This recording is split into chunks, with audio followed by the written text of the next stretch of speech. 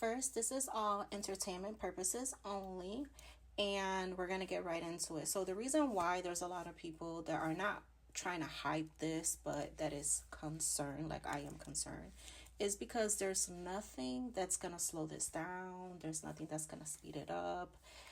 There's nothing getting in the way of this storm. So, the person that's talking to Mike in this next clip is he is the director of the Florida Emergency Management. And please listen to every word that he's saying, because people do not take storms seriously. They think, oh, because they're predicting as a Cat 1, but it has not even touched the Gulf waters. The Gulf waters are so freaking warm. Okay? Keep that in mind. That we need to tell the Floridians the most right now.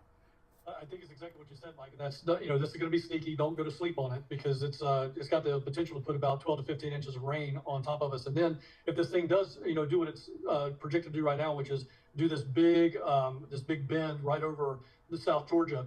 The headwaters for the area just north of I-75 and I-10 at the state line, where Hamilton County is. People probably don't know much about Hamilton County, but it's the only county in the state of Florida that is not geographically by land connected to the rest of the state of Florida. It's got three rivers around it. It's the Alapaha, the Suwannee, and the Withlacoochee. They're actually connected to Georgia, but the headwaters for that area, all three of those rivers, are in South Georgia. So that's very, very important for people to know. So again, if you live in that area, watching that rainfall amount that's just north of the state line, all of that's going to come down and flow all the way down to the Santa Fe and the Suwannee and out to the Gulf of Mexico. So things that we need to be watching, not just for the next 2 or 3 days, but probably the next week or so. Same thing, similar things can happen up on the Savannah, the Little Savannah River up in Northeast Florida, just west of Jacksonville, Baker County, Nassau County, Nassau River, obviously. So there's a lot of rainfall that's going to be associated with this. But now we also have the wind that we got to start taking into consideration. You and I were talking offline that this may actually become a medium to strong Cat 1 because it could rapidly intensify in the Gulf. Right. So, how ironic and unfortunate this is heading towards the same areas that Idalia had just last year. And some of these model trends to me, and I don't know what your meteorologists are seeing, but it seems like we still have this chance of a little bit west tick closer to more population, Tallahassee. I mean, is this anything you guys are kind of seeing or worried about, or just slow down? Now they're saying Monday afternoon landfall. That gives it even more time to develop. Yeah, no, absolutely. All of those things are exactly what we're worried about. I think with every 3 hour, even the mid intervals, they continue to kick a little bit further west, a little bit further west. I think, and our meteorologists here, we got 4 of them on staff. They really think that this is going to be probably right dead on Tallahassee, Franklin, McCulloch County, and then coming pretty much right over the top of Tallahassee.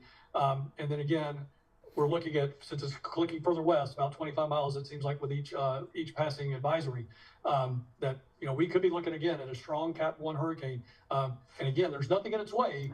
Right. When we say nothing in its way, there is no wind shear. There is nothing there that would prevent it from coming together very quickly. And we've seen what storms can do in the Gulf of Mexico. Hurricane Michael went from a tropical storm to a Category 5 hurricane in about 36 hours. So not saying it's going to become a Category 5, but there is nothing that would prevent it from rapidly intensifying.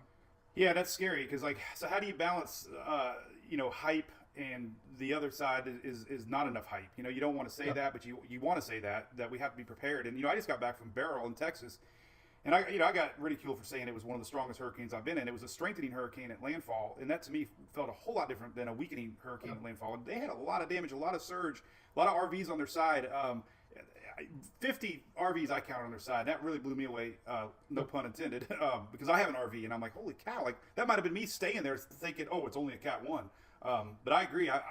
Living in Florida, the Gulf of Mexico, I'm watching this like a hawk. And so all right, for a response, so I had a question that I've always had is when you guys enter a state of emergency a few days ago, what does that really mean? Like everybody's phones goes off, they get a little panicky.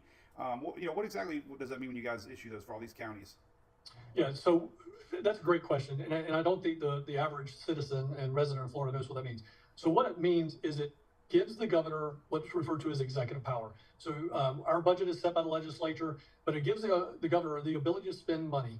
It gives counties the ability to spend money. Instead of going through a very bureaucratic process for procurements and things of that nature, it allows us to spend money and enter into contracts and enter into purchase orders much more quickly. It also allows us to then bring in people that are not typically day-to-day full-time state employees. The best example of that is the Florida National Guard. Florida National Guard is usually 1 week in a month, 2 weeks a year. They come and do training. They do things to respond to disasters in the state of Florida. Well, this now allows us to bring them on into full-time duty status and pay them for the work that they are doing as if they were a state employee. So it allows us to mobilize resources from all over the state, to include the Florida National Guard, the Florida State Guard, extra troopers, extra Fish and Wildlife Commission. It allows us to enter into contracts, like for our fuel contract. Most of that fuel, when the port closes, and Tampa Bay's port is probably going to close tonight to seaside traffic, it allows us to start bringing in fuel from Louisiana, which is our next closest port, and get that fuel started heading into the state so that we don't have nearly the fuel problems. So all of those things, it's really operationally, tactically, how we do the work. That's what that state of emergency allows us to do. And it goes for the 67 counties as well. When a local county commission does a local declaration of emergency, it again allows them to do purchasing and financing quicker. They don't have to do the typical 30-day procurement process, because obviously in 30 days this is going to be over. So we need to be able to do things much faster. That's awesome, because I even wondered.